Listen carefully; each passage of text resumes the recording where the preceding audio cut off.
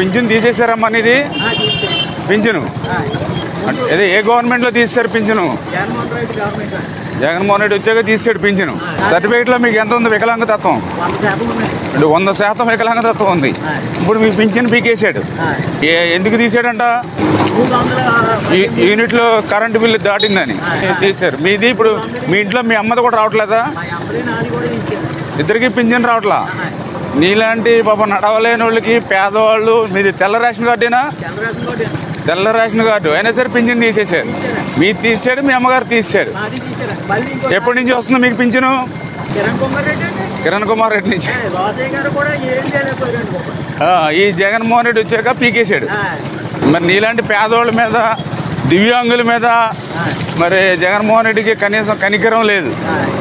అంత కక్ష లేదమ్మా. ఈసారి నీకు పాపం ఏదైతే తీసేసిన పింఛన్ ఏదైతే ఉందో మీది, మీ అమ్మగారిది కూడా ఏదైతే ఉందో అవన్నీ రెక్టిఫై చేస్తాం. చాలామందికి ఇలాగే పెన్షన్లు తీసేశారు. నీకు ఇలాగే 4-5 లక్షల మంది పింఛన్లు పీకేశాడు.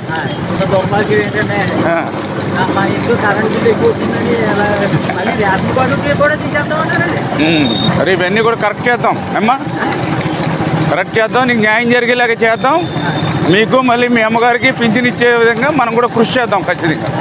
నీలాంటి వాళ్ళందరి కోసమే మేము పనిచేస్తాం ప్రభుత్వం. నీకు న్యాయం జరగాలి. నీకు ఎప్పుడు పర్లేదు, అండగా ఉంటాం నీకు. జగన్మోహన్ రెడ్డి తీసేసిన పింఛను మళ్ళీ నీకు ఇప్పిస్తాను, నీకు మీ అమ్మకి అమ్మా.